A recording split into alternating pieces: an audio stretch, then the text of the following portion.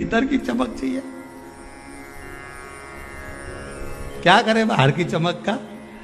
ये चमक ये दमक फुल बन में महक सब कुछ सरकार तुम ऐसे है। अभी बाहर की चमक का करोगे क्या? दो तरह का पार्लर होता है, ब्यूटी पार्लर दो तरह का। एक आपके घर के बाहर भी होगा, जहां जहां आप रहते हो ना, जिस जिस शहर में रहते हो, जो कथा सुन रहे हो टीवी पे, आस्था पर या मोबाइल पर सुन रहे हो, जिस मोहल्ले में कॉलोनी में रहते हो वहां लिखा रहता होगा ब्यूटी पार्लर।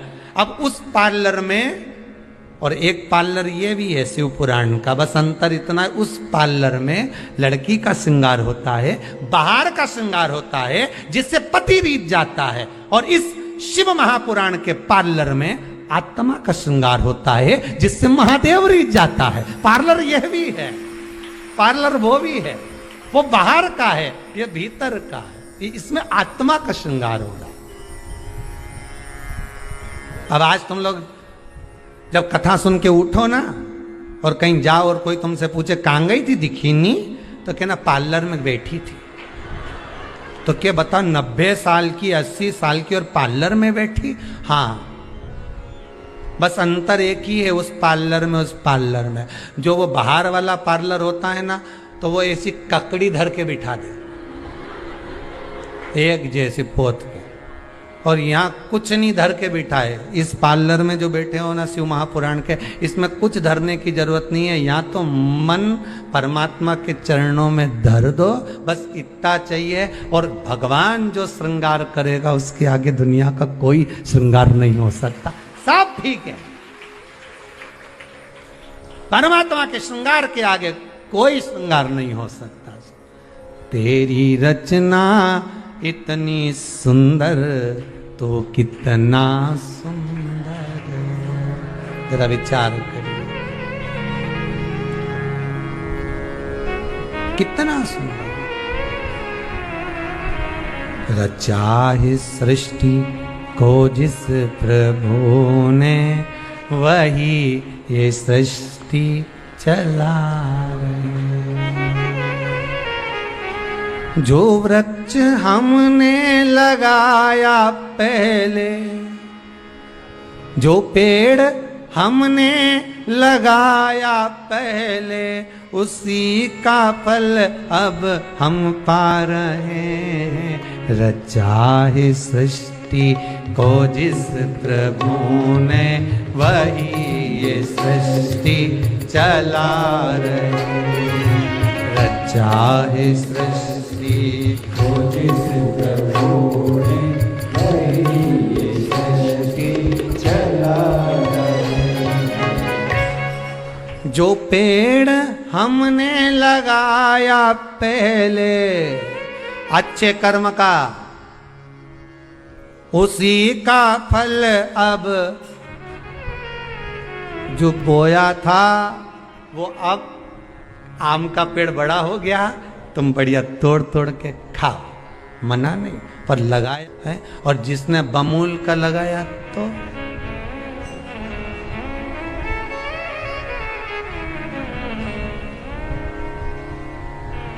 जो पेड़ हमने लगाया पहले और कांटा चुभ गया, उसी का फल अब हम पा रहे हैं।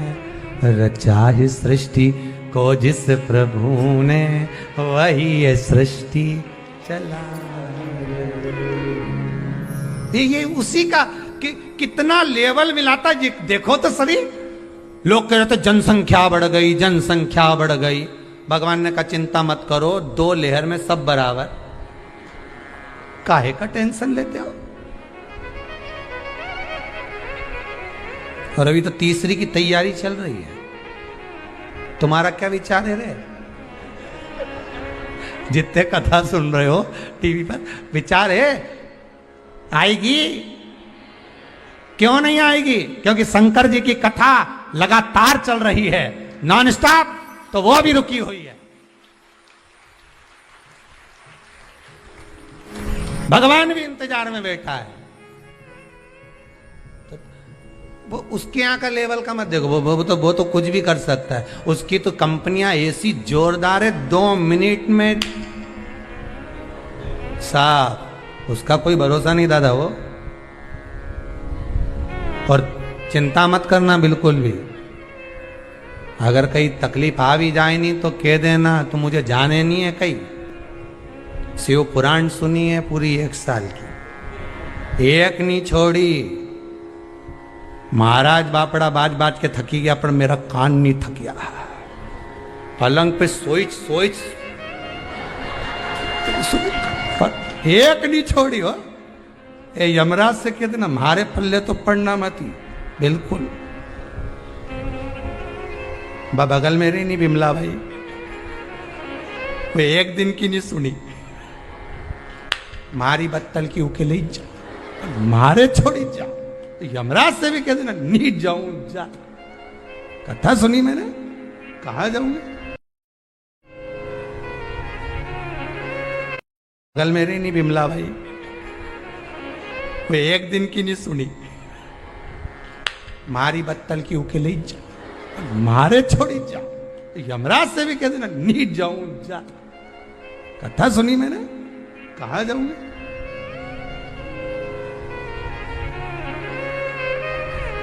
अब कहा जाए। जो पछाड़ा एकादशी ने, जो पछाड़ा और मुर देते मरा।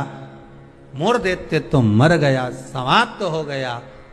वो जो 11वें दिन जन्मी थी उसने हाथ जोड़कर निवेदन करा नारायण से। नारायण ने पूछा तुम कौन हो, इतनी सुंदर हो तुम, इतनी सुंदर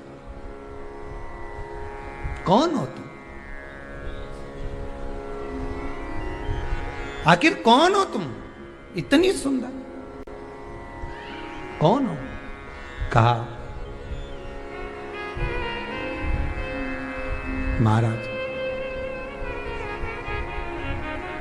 भगवान विष्णु से कह रही है मैं आपके शरीर से प्रकट हुई। 11 दिन तक आप विश्राम करें, आपका हृदय, आपका चित्त, आपकी वृत्ति से मैं प्रकट हूं। भगवान ने कहा तू 11वें दिन जन्मी है, मैं तुझे एकादशी नाम देता हूं। मांग तुझे क्या चाहिए, मांग ले तुझे क्या चाहिए, क्योंकि तूने मुर दैत्य को मारा है जो कोई देवता नहीं मार पाए। बोल तुझे क्या। सारे देवता जहां हार गए थे वहां तू प्रकट होकर तूने संहार किया। मांग तुझे क्या चाहिए। एकादशी ने भगवान विष्णु से कहा नाथ प्रभु वर दे दो। मृत्यु लोक में जो मनुष्य मेरा व्रत करेगा, चाहे जलचर, थलचर, वायुचर या सांसारिक मनुष्य मेरा अगर एकादशी का व्रत करेगा, प्रभु उसके यहां धन धान्य वैभव सुख संपदा बढ़ेगी और उस जीवात्मा को नरक नहीं भोगना पड़ेगा, सीधे वैकुंठ का उसको वास मिलेगा। जब जीव आत्मा को लेकर चला जाएगा, यम के दूत जब बंदी बनाकर ले जा रहे होंगे उस जीवात्मा को जिसके प्राण छूटे होंगे, यम के दूत जब बंदी बनाकर ले जा रहे होंगे, तब मुझे वर दो कि मैं इसका हाथ पकड़कर बेतरनी से पार उतार कर सारे नरकों से निकालती हुई आपके धाम में लेकर आऊं। भगवान ने वर दे दिया, तथास्तु। हे एकादशी सुनो, मृत्यु लोक का मनुष्य अन्न का त्याग कर कर, क्योंकि अन्न में एकादशी के दिन पाप पुरुष रहता है, अन्न का त्याग कर कर एकादशी के दिन जो मनुष्य तुम्हारा व्रत धारण करेगा, उस व्रत को करेगा और उस व्रत को धारण करेगा, उसकी मनोकामना पूर्ण होकर वो मेरे ही धाम को जाएगा। ये तो हुआ एकादशी के जन्म की कथा।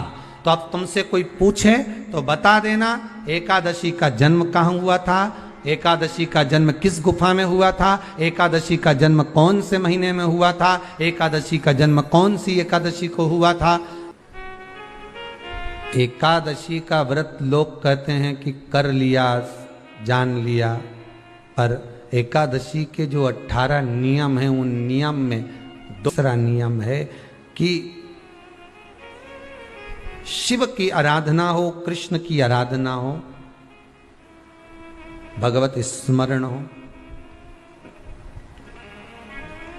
दशमी, ग्यारस और द्वादशी। दशमी, एकादशी और द्वादशी। एकादशी का व्रत, दशमी की रात्रि को जो आप भोजन करें वो सात्विक करें।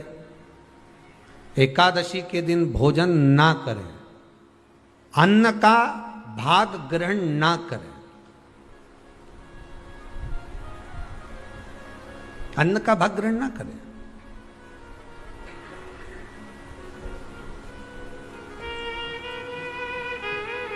कितना सुंदर कहा है महाराज जी।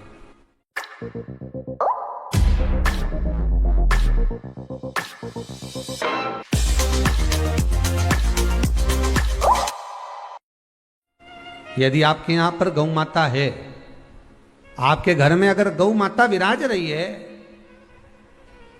आपके घर में अगर गौ माता है, गाय की अगर आप सेवा कर रहे हैं, अच्छा गाय की सेवा भी बहुत बहुत कम लोग करते हैं। कई घरों में कुत्ता तो मिल जाए पर गौ माता नहीं मिले हो, और कुत्ता घुमाए नहीं जब आधी आधी ऐसी ऐसी चड्डा पहन पहन के, तो ऐसी शान दिखाए कि हमारे बराबर कोई वीआईपी नहीं, कुत्ता घुमा रहे हैं। और वीआईपी इतना कि हमारे बराबर कोई नहीं।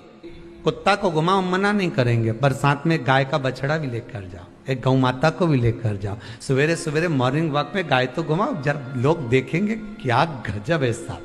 आप तो गाय को लेके जाओगे ना तो उसी गाय के 10 लोग पाँव नहीं पड़े ना, तो बात जैसी सुबह सुबह गाय मिले कौन नहीं पाँव पड़े। गौ माता का दर्शन हो गया, छुएंगे, स्पर्श करेंगे, आनंद करेंगे, भजन करेंगे। थोड़ा सा प्रयास करिएगा।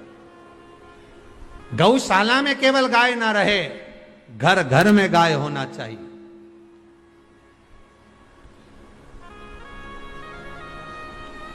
यहां पर तीसरे नंबर का जो, चौथे नंबर का जो उपाय बताया है, उपवास करने का जो नियम बताया, उसमें वर्णन किया। एकादशी के दिन अगर आपका व्रत है तो आप भूलवश भी डब्बे में रखी हुई रोटी गाय को ना देते हुए कुछ थोड़ा सा फलहार, कोई केला, कोई सेब, जो आप खाते हो, अंगूर, पपीता, जो आप ग्रहण कर रहे हो, उसका थोड़ा सा भाग आप गाय को प्रदान करो। आप गाय को दीजिए।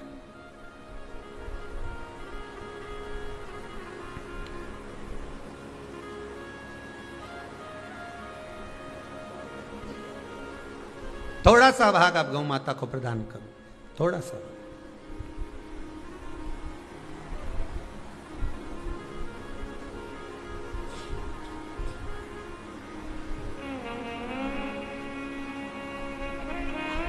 कल कोई भैया परिवार में से कोई आया था मुंबई से,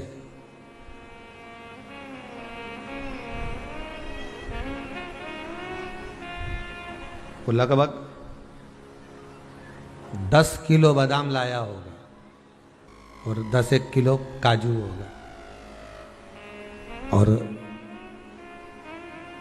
कार्यकर्ताओं ने पूछा ये किसके लिए लेकर आए? गौ माता के लिए। उनने सारी गायों को, सब गौ माता को काजू और बादाम खिलाया होगा। और अपन जो रोटी डब्बा पे सूख जाए, कल्ली पड़ जाए, एकदम जो गल जाए, बेकार हो जाए, वो गाय को दी और ऐसा पुण्य कमा रही, इतना जोरदार पुण्य कमा रही। पति को गरम रोटी, बच्चों को गरम रोटी, बहू को गरम रोटी, सबको गरम। हिंदू धर्म की रीति है सबसे पहली रोटी गाय की। सबसे पहली क्यों बनवाई? कि गाय के मुख में जाएगी तो पितर तर जाएंगे, तो सबसे पहले उठकर जाना था, रोटी बनाकर डब्बे को छोड़कर गैस बंद कर पहले गाय को देकर आना था, फिर रोटी देना चाहिए थी। पर रोटी दी कब? जब शाम के 4 बजे गई, दरवाजे पर गाय आ गई। जब तक रोटी फ्रिज पे पड़ी रही, फ्रिज पे से उठ के डब्बे पे पड़ी रही, डब्बे पे से उठ के दरवाजे के पास पड़ी रही, जीने पे थैली में टंगी रही, थैली में से निकली। 4 बजे गाय आई, तब उसको रोटी दी। ये रोटी की कथा नहीं, ये अपनी भी कथा है।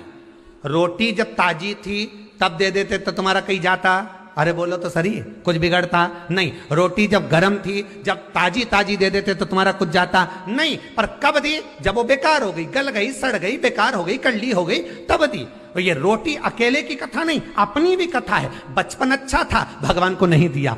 जवानी अच्छी थी, भगवान को नहीं दी। अधेड़ी अच्छी थी, भगवान को नहीं दी। जब रोटी गल गई, थर थर कांपे हाथ, पांव से चला नहीं जाए, आंखों से दिखाई नहीं पड़े, कानों से सुनाई नहीं दे, पूरा सोफा सेट निकल गया।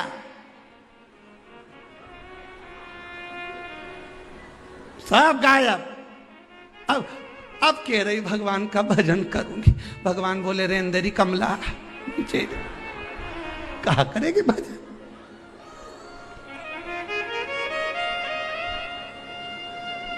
चार बजे रोटी दी है गाय को, चौथी अवस्था दी है भगवान को। अरे विचार तो करो, सही है कि गलत है? रोटी ताजी थी जब दे देते, बचपन अच्छा था तब भगवान को चरणों में लगा देते, जवानी अच्छी थी तब भगवान को दे देते, अधेड़ी अच्छी थी जब भगवान को दे देते, और रोटी गल गई तब गाय को दी, बुढ़ापा आ गया तब भगवान को दिया। अब हमारे ले चल एक बार तो सियोर ले चल, सियोर वाला महाराज की कथा सुनी आऊं। तो बहू भी कह रहे अंदर डुकरिया।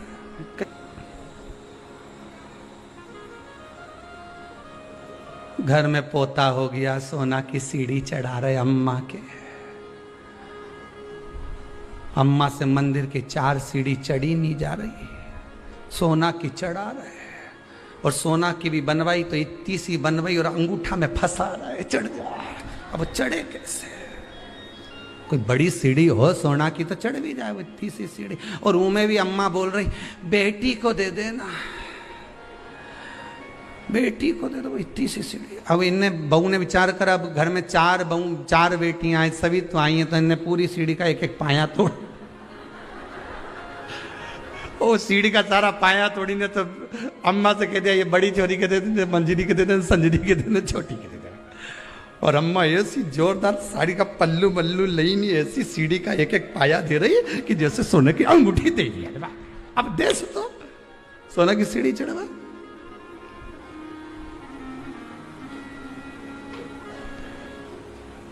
चलो भैया कथा में चले, नहीं तो लोग तो यूं के किसी और वाला महाराज पगला।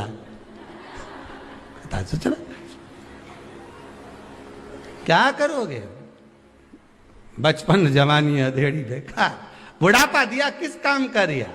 अंतिम अवस्था, और वो भी पूरी नहीं दे पाए, वो भी परमात्मा को नहीं दे पाए। अरे महाराज एकादशी का व्रत का महत्तम कराए, थोड़ा सा फल दो, एक केला दो, एक सेब दो, पपीता दो। तुम जो फलहार कर रहे हो, चाहे तुम मोरधान पा रहे हो, चाहे तुम जो सामग्री पा रहे हो, और वो थोड़ा सा दो, पर गौ माता को उस दिन फलहार दो, अगर एकादशी का आपका व्रत है तो। पर दोष है आपने एकादशी का व्रत तो करा, पर सामने गाय आई ना तो आपने फलाहार नहीं दिया, रोटी ही दी है,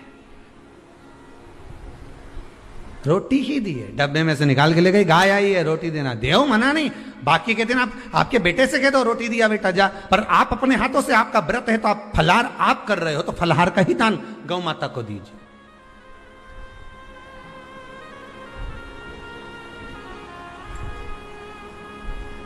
बच्चों से कह दो, जाओ सेवक से कह दो जाओ जरा दे के आओ रोटी, पर आप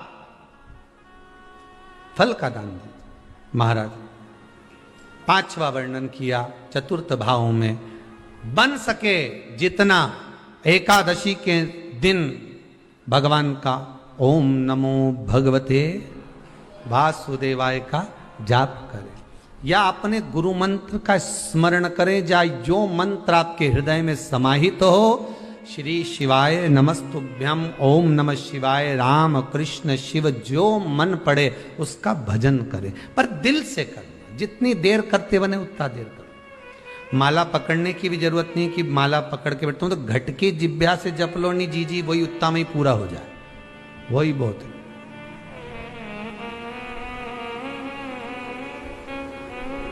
उतना ही बहुत है।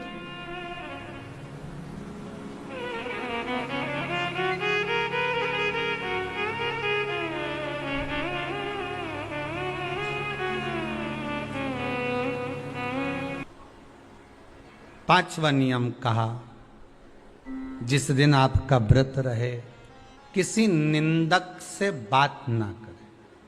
निंदक जानते हो? भाई दूज के दिन, दिवाली की जो भाई दूज होती है ना, होली दिवाली की जो दूज होती है, उनमें ऐसा गोबर का भाई दूज बनाते हैं और पास में एक चुगलखोर भी बना है और चुगलखोर के ऊपर ऐसा भाटा धर दे, एक पत्थर। अब तुम्हारे उधर रखे कि नहीं रखे हमें नहीं मालूम रहे हो, जितने आस्था पे सुन रहे हो, पर हमारे इधर तो ऐसा रहता है गोबर का भाई बहन बनाए और उसकी पूजन करे, उसके पास में एक गोबर का चुगल चोर भी बनाए, उसके ऊपर भाटा धर दे। कथा कह रही है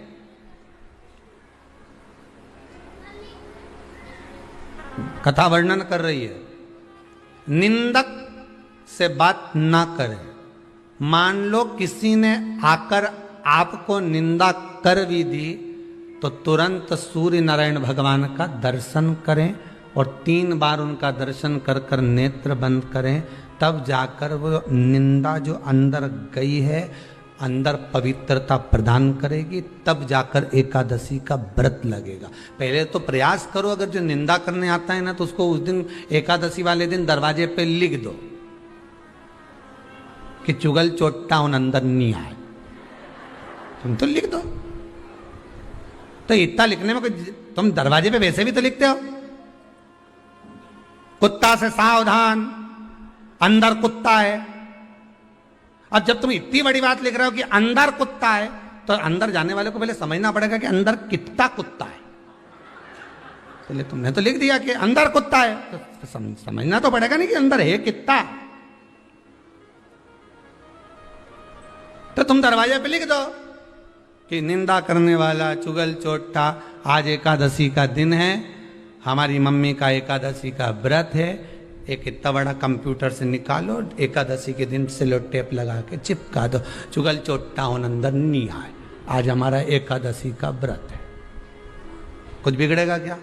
दरवाजा अपना, घर अपना, और जिसके बुरा लगे बाहर जा, मत।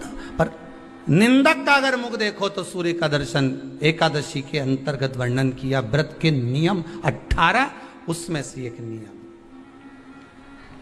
फिर कहा जीव की हत्या ना करे, अगला नियम है, अपने द्वारा जीव की हत्या ना हो, प्रयास करना, किसी को कष्ट ना हो दिया।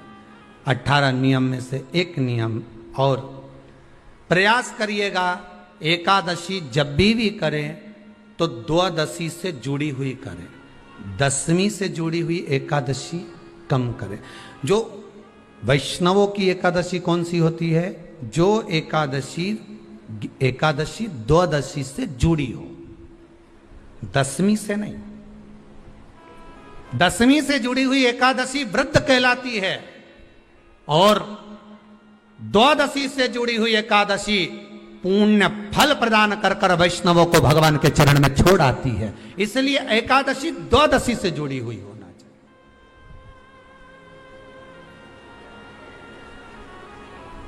अब कई लोग क्या करते हैं, जो 10वीं से जुड़ी हुई एकादशी रहती है ना, उसको करते, पर वैष्णवों की जो एकादशी मान्य है, वैष्णव धर्म की जो एकादशी होती है वो द्वादशी से जुड़ी हुई होती है, वह 12 से जुड़ी हुई होती है, द्वादशी से जुड़ी होना चाहिए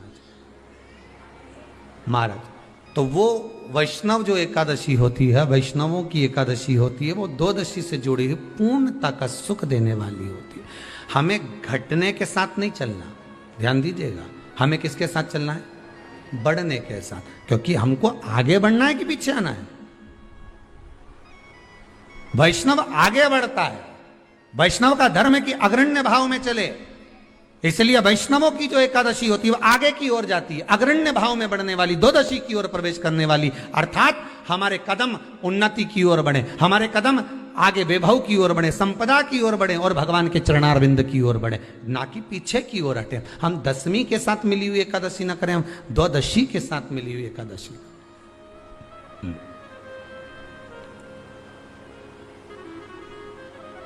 वैष्णव एकादशी। फिर अगला वर्णन किया गया महाराज, शास्त्र कहता है, अगला वर्णन जो किया गया उसमें बताया, प्रयास करें जिस दिन एकादशी हो उस दिन घर में बुआरी झाड़ू आदि जो लगती है वो दूसरा लगा ले। क्यों? उसका वर्णन है, अगर आप बुआरी लगाएंगे, झाड़ू लगाएंगे, पोछा लगाएंगे तो हो सकता है कोई जीव आपके हाथ के द्वारा मर जाए। अब एक बार ये कथा हमने काशी में कह दी थी, तो एक अम्मा खड़ी हो गई और उन्होंने कहा महाराज जी हम तो दोनों ही हैं और मेरी रे एकादशी, तो मैं पोछा किससे लगूं? अब मैंने कहा अम्मा तू तो रहने दे, तू ही लगा ले। अब हम कह दें कि अब एक तो बोल रहे कि हम घर में दो और आप कह रहे हो कि जिसका व्रत रहे वो पोछा ना, तो मत लगाओ, छोड़ दो एक दिन, कोई जरूरी है झाड़ू लगा लिया सब पोछा। तो प्रयास करो कि कोई जीव ना मरे, प्रयास करो।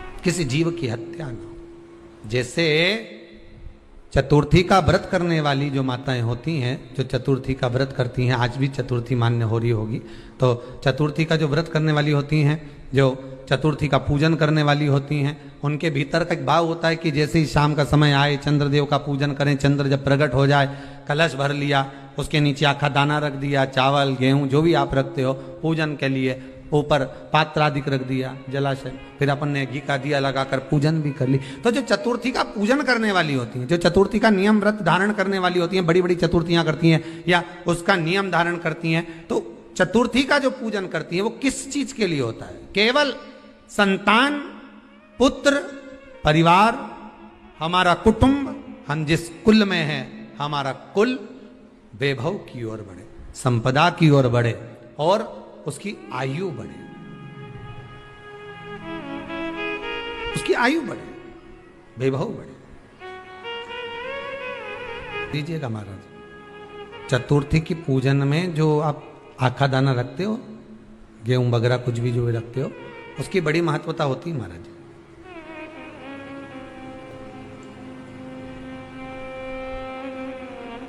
यहां तक कहा गया है, चतुर्थी की कथा तो आप लोग पढ़ते होंगे, जो लोग पढ़ते हैं उनको मालूम होगा। चतुर्थी की कथा में लिखा है, चौथ माता के व्रत में वर्णन किया गया है कि वो आखा दाना जो रखा जाता है, मान लो कोई जरूरी काम होता है तभी आखा दाना को रखा जाता है, संभाल के रखते हैं कि हम इस काम के लिए जा रहे हैं और हमारा ये कार्य सफल होना चाहिए। तो जिसने चतुर्थी का व्रत करा है, जिसने चंद्रदेव का पूजन करा, चतुर्थी का व्रत करा, वो गणेश जी से विनती करके वहां से 2-4 आखा दाना उठा ले और जो व्यक्ति का काम अटक रहा है अपने ही घर का, पर दूसरे कुल को नहीं देना, अपने ही कुल के अंतर्गत जो काम अटक रहा है उसकी जेब में, उसके पल्लू में उस चीज को रख दिया जाए।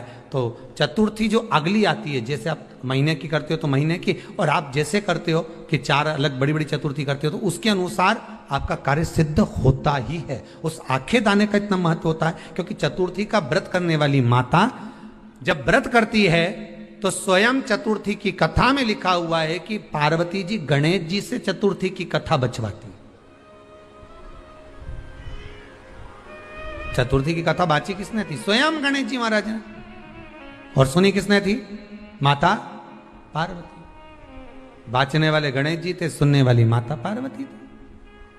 तो चतुर्थी की कथा जब होती है तो उसको स्वयं गणेश जी बाच रहे हैं, तो व्रत कौन सुन रही है? माता पार्वती। और आपने जो आखा दाना लिया वो गणेश जी के भाव से लिया, गणेश जी से निवेदन करके, विनय करके, प्रार्थना कर उसको प्राप्त किया, आपने उसको लिया।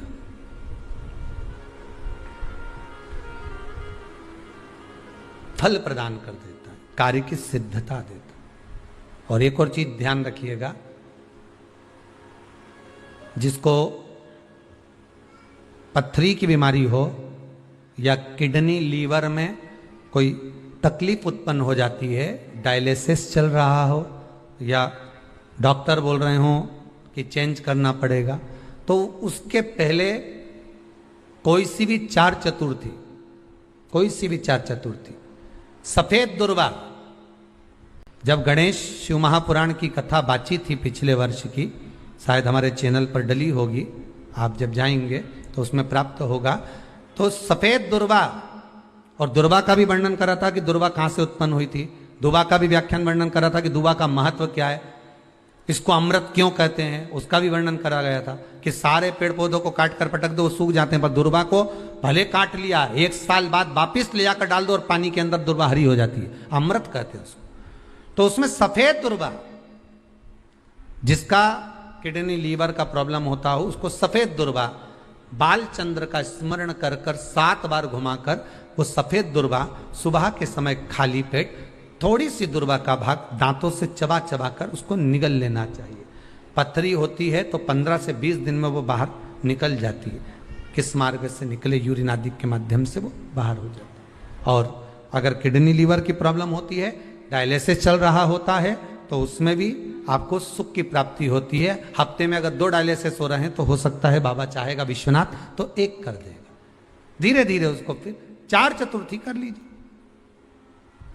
सफेद दुर्वा का सफेद दुर्वा कहां मिलती है तो कहा जहां जलाशय होता है, जहां कुआं हो, बावड़ी हो, तालाब हो, पानी जहां भरा रहता है उसके नजदीक में सफेद दुर्वा उत्पन्न होती है। सफेद दुर्वा वहां रहती है। सफेद दुर्वा का स्मरण करें, शिव कथा कह रही है। अगला वर्णन किया है भगवान। तो बालचंद्र चतुर्थी का स्मरण करते हुए कहा कि आप जो व्रत कर रहे हो उस व्रत की पूर्णता में जिस भगवान का भजन कर रहे हो उस भगवान से पूर्ण फल की कामना हो आपकी। फिर 18 नियम में से एक नियम कहा, जब 26 एकादशी पूर्ण हो जाए तब आप उद्यापन 1 बार का जरूर करें। किसी के मृत्यु के बाद आपने जो एकादशी दी है, जैसे कोई परदादा गए, दादा गए, कोई बुजुर्ग गया, पंडित जी ने कहा एकादशी का दान दो, आपने दे दी 5 एकादशी, 4 एकादशी, 3 एकादशी, 2 एकादशी, आपने जो एकादशी दी है, मना नहीं, दो और देना चाहिए। दान धर्म पुण्य तो करते रहना चाहिए, जब मन मिले तब कर दो, मौका मिले तब करो। तो एकादशी जो आपने दी है, और आपने किसी जीव को एकादशी दी है जो चला गया है, उस जीव को जब एकादशी दे देते हो, उसकी 11 एकादशी, 5 एकादशी, 3 एकादशी जितनी आपने दी है उतनी पूरी हो जाती है। उसके बाद में एकादशी का एक व्रत नहीं रखना चाहिए, उसके बाद फिर अगला एकादशी का व्रत धारण करना चाहिए, वापिस फिर पुनः। तो क्या करोगे उस दिन? जिस दिन आपने एकादशी जीव को दे दी, 5 एकादशी दी, तो छठी एकादशी पे क्या करोगे उसको? ये नहीं कि आपको अन्न खाना है, आपको व्रत नहीं रखना, पर आपको अन्न का सेवन नहीं करना। उस दिन दूध की सामग्री, कोई फल आपको उस दिन ग्रहण कर लेना, पर आपको ये नहीं करना है कि हमने तो एकादशी करी ही नहीं है आज, तो हम अन्न खा लेंगे। नहीं, कथा में वर्णन आया था, कल कथा में कहा था, मुर को जब मारने का समय आया, पाप सामने आ गया, भगवान ने उस पाप को किस में ले जाकर छोड़ा? पाप पुरुष को अन्न के भीतर। पाप पुरुष कहां गया? अन्न के भीतर। एकादशी के दिन एक दिन पाप पुरुष अन्न के भीतर रहता। एकादशी का अगला वर्णन ध्यान से सुनिएगा। मान लो आपने एकादशी का उद्यापन में बाद में करूं नहीं करूं, श्वास का कोई भरोसा है? बोलो तो, है क्या कोई भरोसा? नहीं। श्वास रुक जाएगी चलते चलते, शम्मा बुझ जाएगी जलते जलते, दम निकल जाएगा रोशनी का, क्या भरोसा है इस जिंदगी का? कोई भरोसा है कि आप 26 एकादशी पूरी कर पाओगे? नहीं, किसी ने देखा हो तो बात दूसरी। एक बार वो युधिष्ठिर के सामने कोई मांगने के लिए, एक दरवाजे पर कोई दान मांगने के लिए आ गया युधिष्ठिर के पास, और युधिष्ठिर ने कह दिया, महाराजा युधिष्ठिर बोले कल आकर ले जाना, कल आओ ले जाओ। भीम ने एक ढोल उठाया और बजाना प्रारंभ करा, और साहब बजाया कि सारे लोग इकट्ठे हो गए। सबने पूछा हुआ क्या भीम, कौन सी खुशी की बात है, बात क्या है? तो भीम बोले मेरे भैया ने काल को जीत लिया। काल को जीत लिया मतलब मेरे भैया बोले कि कल आ जाना, हम तुमको दान दे देंगे। मतलब मेरे भैया जानते हैं कि कल तक मरेंगे नहीं, प्राण नहीं छूटेगा, मतलब इन्हें काल को जीता। ये समझ वाली बात है। आप हो, हम हो, कोई भी संसार का मनुष्य काल को नहीं जीता। जन्म मरण परण तीन भगवान के हाथ में है। डॉक्टर ने कह दिया इतनी तारीख तक बच्चा होगा, मालूम पड़े आगे पीछे कभी भी हो जाए 4 दिन पहले, ये तो भगवान क्या कहा इसको ले जाओ, अंतिम सांसें चल रही है, मर जाएगी कुछ दिन में, मालूम पड़ा घर लिया है, 6 महीना हो गया, 5 बार तो नीचे सुला दिया गोबर लीप के डुकरिया, फिर जिंदा हो गई वापिस। 4 बार तो फोन लगा के पूछ लिया कौन सा पाठ सुना दें कि निपट जाए, बिस्तर पे सड़ गई। भगवान भी कह रहा है मई रखो, शिव पुराण नहीं सुनी, मई रखो, क्या करोगे लाकर? परण पत्रिका देखकर कह दिया दूसरे महीने में ब्याह हो जाएगा, मालूम पड़े बीच में लॉकडाउन फंस गया, 1 साल तो यूं ही निकल गया। अब फिर पंडित जी से कहा, आपने तो कहा था 2 महीने में हो जाएगा। पंडित जी बोले लॉकडाउन भी तो आ गया था, क्या करें?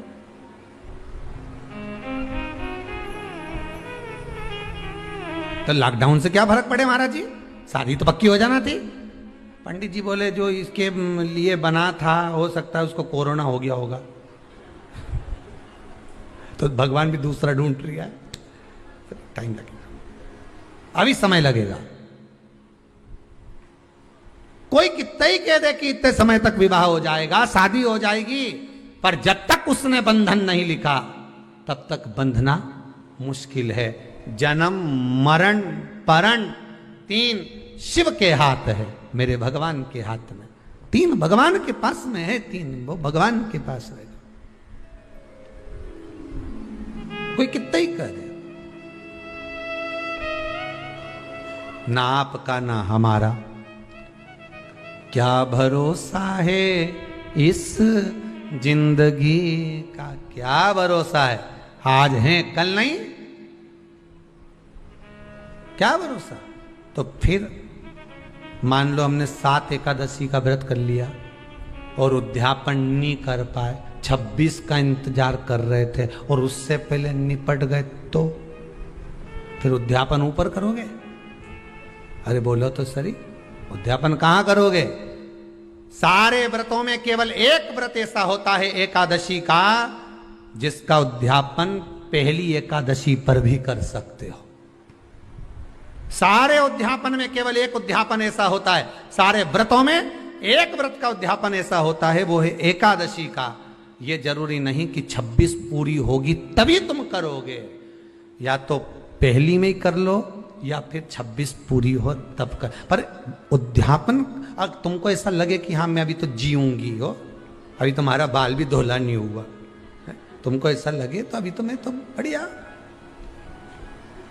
तो फिर भले मत करो। पर एकादशी का नियम कह रहा है, एकादशी का यहाँ 18 नियम में से एक नियम कह रहा है कि एकादशी का उद्यापन पहली एकादशी पर भी हो सकता है, पहली पर भी कर सकता है, फिर तुम्हारा मन पड़े तब। क्यों? तो पहली पर करने से क्या फल मिलेगा?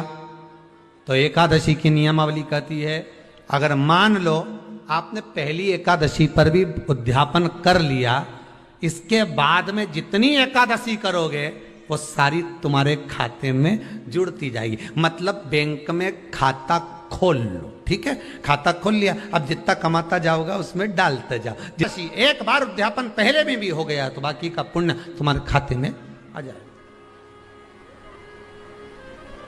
उसका पुण्य।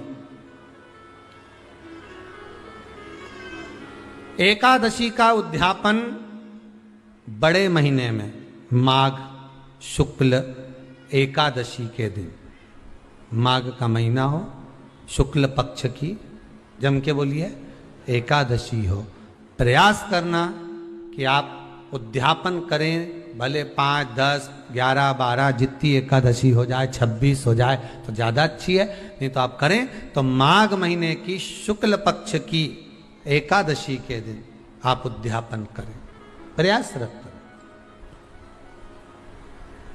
प्रयास बड़े महीने के अंतर्गत जो उद्यापन, हाँ चतुर्मास के अंतर्गत उद्यापन नहीं होता एकादशी का, बहुत ध्यान दीजिएगा हमारा। ये जो सावन भादो कुंवर कार्तिक जो 4 महीना होते हैं भगवान के शयन करने के, इसके अंतर्गत एकादशी का उद्यापन नहीं होता, और इसके अंतर्गत उद्यापन करना भी नहीं चाहिए एकादशी हमारा। एकादशी का उद्यापन माघ महीने की शुक्ल पक्ष की एकादशी के दिन आप बहुत प्रेम से आनंद के साथ करिए महाराज। परंतु एकादशी के उद्यापन में सबसे ज्यादा अगर कुछ जरूरी होता है तो 24 तरह का नैवेद्य जरूरी होता है। कितने तरह का? 24 तरह का नैवेद्य। अब आप कहोगे गुरुजी उद्यापन हम कर रहे हैं एकादशी का, तो उसमें तो फलहार का हमें नैवेद्य बनाना चाहिए। तो फिर ये पुराण के अंतर्गत स्कंद पुराण में ये चीज लिखी है कि एकादशी का जब उद्यापन करते हैं तो 24 तरह का नैवेद्य बनाकर सिद्ध करते हैं। 24 तरह का नैवेद्य जान रख लेना, का हलवा बना लो, खीर बना लो, पूड़ी बना लो, सब्जी बना लो, पकोड़ा बना लो, भजिया बना लो, ऐसे 24 तरह का नैवेद्य अलग अलग चाहिए। पर लोग क्या करते हैं, खोपरा पाक बनवा लेते हैं 1-2 किलो और 24 जगह रख देते हैं। स्वीकृत नहीं है। 24 तरह का नैवेद्य रखा जाता है। महाराज एकादशी के दिन भगवान का पूजन का पूरी तैयारी कर कर मंडल आदि बनवाकर विद्वान ब्राह्मण को बुलाकर, कर्मकांडी ब्राह्मण को बुलाकर जो भगवत सेवा में एकादशी का उद्यापन कराए, उन ब्राह्मण के चरणों को नमन कर कर, प्रणाम कर कर एकादशी का पूजन करवाइए। और उस मंडल की पूजन कराकर हवन द्वादशी को कराइए, एकादशी को हवन नहीं। एकादशी के उद्यापन का जो हवन होता है वो द्वादशी को।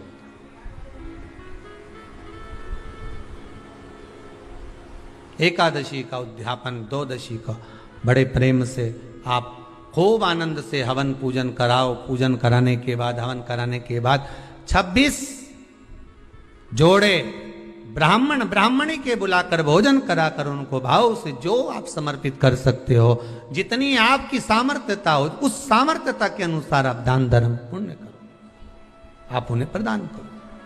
और बन सके तो एकादशी की रात्रि को भी जागरण करें, और द्वादशी के दिन जिस दिन हवन करें उसकी भी रात्रि को कुछ जागरण करें। जागरण का मतलब पहले भी कथा में कहा, प्रदोष की कथा में वर्णन किया था। हम ये नहीं कहते कि तुम पूरी रात जगो, हमारा तो निवेदन है 15 मिनट का करो, आधे घंटे का करो, 20 मिनट का करो, पर रात्रि के समय थोड़ी देर अगर एकादशी का उद्यापन कर रहे हो तो जागरण थोड़ी सी देर अवश्य करें। नहीं कर सकते अकेले बैठकर राम नाम जप लें, भजन कर लें, पर करो।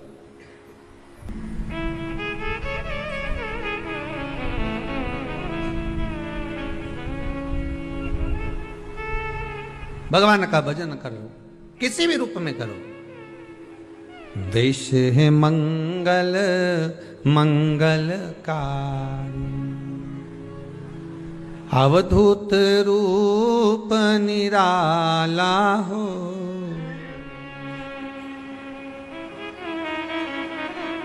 मेरा प्यारा डमरू वाला हो।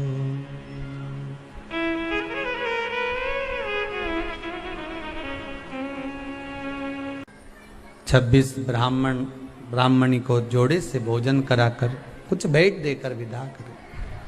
ऐसे एकादशी के उद्यापन का वर्णन किया गया। एकादशी का उद्यापन सुख प्रदान करने वाला, आनंद देने वाला,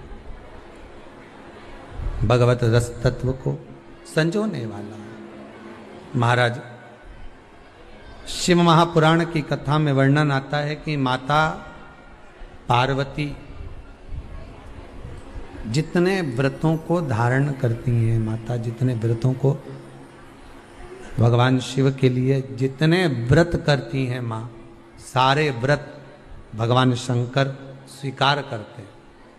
एक बात हमारे जीवन में आप उतार कर रखी है, कि आप सोमवार का व्रत कर रहे हैं या मंगलवार का व्रत कर रहे हैं, बुधवार, गुरुवार, शुक्रवार, शनिवार, प्रदोष, एकादशी, जो भी व्रत धारण कर रहे हैं, जो भी व्रत आप अपने जीवन में उतार रहे हैं, कर रहे हैं, प्रयास करना कोई व्रत, कोई पूजन, कोई पाठ, कोई अनुष्ठान आप अपने लिए करो, दूसरों को बर्बाद करने के लिए नहीं। उसका ऐसा हो जाए मैं माता जी को चुनरी चढ़ाऊंगी, नहीं। उसका ऐसा हो जाए, उसका ऐसा हो जाए, नहीं नहीं, आप अपने लिए करो ना।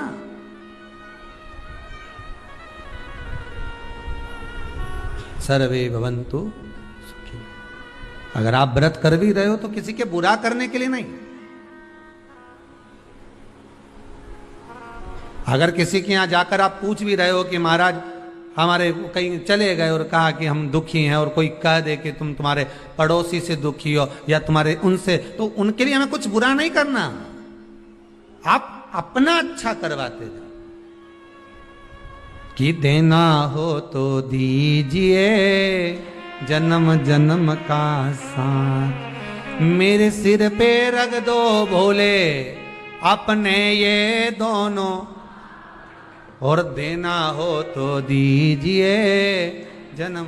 हमें दूसरे का अहित चाहिए ही नहीं। कोई कितना भी गाली दे, कितना भी अपशब्द कहे, कितना भी ताने दे, कितने भी अपशब्दों का व्याख्यान वर्णन करे, हमें नहीं बोलना। आग लगे बस्ती में अपन रहो, क्या किसको रोइए चादर तान के, अपने को नहीं बोलना। वो क्या बोल रहा है, क्या कर रहा है, क्या चाहता है, अपने को उससे मतलब नहीं कुछ भी। बोले बोले तो बोले, तुम तो मीराबाई जैसे हो जाओ कि मैं तो चली वृंदावन राणा और मेरे तो भाग जगे, राणा जी तेरे महलों में आग लगे, राणा जी तेरे महलों में अरे घास फूस की कुटिया बनाऊंगी, भले कैसी भी रहूंगी पर किसी का बुरा नहीं करूंगी, घास फूस की बोल तो दो कुटिया बनाऊंगी, जामे तुलसी का रोप लगे, राणा जी तेरे महलों में।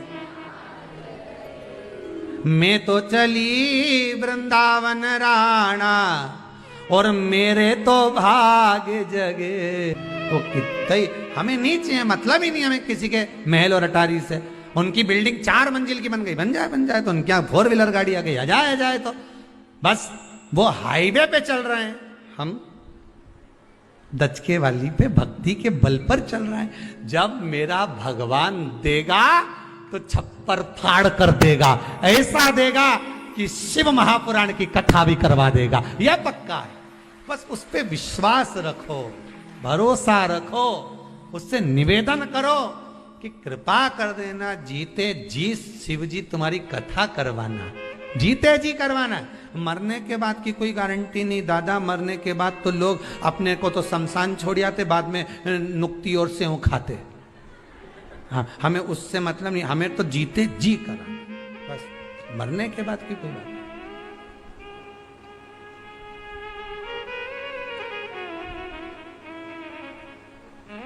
आप तो बस कृपा कर दो भोलानाथ।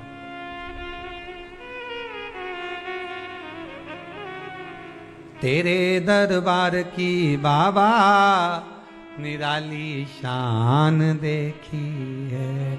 जब भी सुना एक ही बात सुनी कि तूने चोर को कुबेर बना दिया। तुम इतना तो कह सकते हो, जितने आस्था पे सुन रहे हो ना, तुम इतना तो कह सकते हो। जब भी सुना एक ही बात सुनी कि चोर को कुबेर बना दिया, क्या मैं चोर से भी बदतर हूं जो अभी तक मुझे देने में पीछे हटे हो? क्या मैं उस चोर से भी गई बीती हूं? क्या मैं चोर से भी गया बीता हूं जो अभी तक मेरी नहीं सुन रहे हो? रोज झोली फसारती हूं, रोज झोली फैलाकर कहती हूं कि बाबा कृपा अब कर दे। इतना तो उससे कह सकते हो, उसको थोड़ा सा तो याद दिलाओ कि चोर को कुबेर बनाया था। और मैं तो उससे भी गई बीती हूं क्या। जब वो सुनेगा देगा, दिल से कहना परंतु दिखावे से नहीं, दिल से कहना। तेरे दरबार की बाबा निराली शान देखी है, तुझे देते नहीं देखा पर झोली भरी देखी है। तू कृपा करेगा तो जरूर होगा। माना में पापी हूं, माना में कपटी हूं, माना में चली हूं, माना में प्रपंची, मुझे कुछ नहीं आता पर एक काम तो आता। श्री शिवाय नमस्तुभ्यं, श्री शिवाय नमस्तुभ्यं, श्री शिवाय नमस्तुभ्यं, श्री शिवाय नमस्तुभ्यं। कुछ नहीं आता पर इतना तो आता। ना मैं मंत्र जानूं, ना मैं तंत्र जानूं, मैं साधना नहीं जानूं। 2 घंटा तक आंख बंद करके बैठी भी नहीं रही जाए, एक जैसी बैठ भी नहीं सकती। मेरे में तो जो दोस्त से मैंने बता दिया कि नहीं बैठ सकती मैं 2 घंटा, 4 घंटा, 6 घंटा एक जैसी एक आसन से, पर हूं तो तुम्हारी। चलते भी कहो, सोते भी कहो, तुम्हारा मन पड़े श्री शिवाय नमस्तुभ्यं, श्री शिवाय नमस्तुभ्यं, श्री शिवाय नमस्तुभ्यं। मैं कैसी भी हूं पर आपकी हूं, मैं कैसा भी हूं आपका हूं। भाग्य किसने लिखा है? आपने। जन्म आपने दिया, मारोगे आप, पेट भरने की जवाबदारी आपकी है। पर ऐसे ही मत मार देना। पेट भरने की जवाबदारी केवल भोजन देकर नहीं, एक बार शिव पुराण की कथा करवाना, इतना तो दे देना दातार। दुनिया जो आज मेरे ऊपर उंगली उठाती है, हंसती है, ऐसी कृपा तो एक बार कर दे, ऐसी दया तो कर दे कि जो उंगली उठाने वाले हैं उनकी भी उंगली उठे नहीं, नीचे की ओर चली। इतनी कृपा तो कर, भजन करा दे, स्मरण करा दे। तूने दिया लंकाधिपति रावण को, रावण को बाबा तूने लंका दिया है, भस्मासुर को तूने कंका है। उसी ने तेरा पीछा किया भोले बाबा, शंभू बाबा, भोले बाबा, बमा बम भोले शंकर, गले में नाग भयंकर, बमा बम भोले शंकर, गले में नाग भयंकर, बमा बम भोले शंकर, गले में नाग भयंकर, बमा बम भोले शंकर, गले में नाग भयंकर। विपदा हमारी हर लो त्रिपुरारी भोले बाबा, विपदा हमारी हर लो त्रिपुरारी भोले बाबा, विपदा हमारी हर लो त्रिपुरारी भोले बाबा, विपदा हमारी हर लो त्रिपुरारी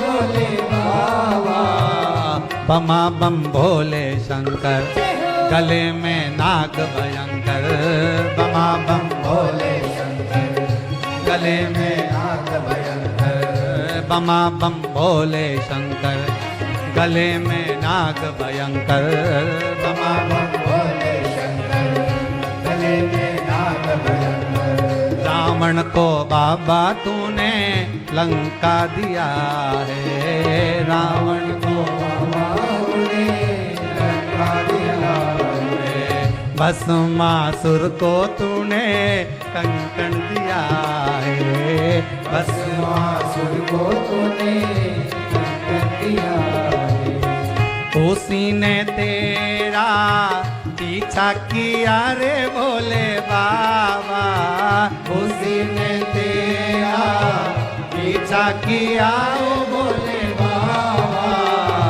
भोले बाबा, शंभू बाबा, बमा बम भोले शंकर, गले में नाग भयंकर, बमा बम भोले शंकर, गले में नाग भयंकर। हर हर आज की कथा को यहीं विराम देते हुए बड़े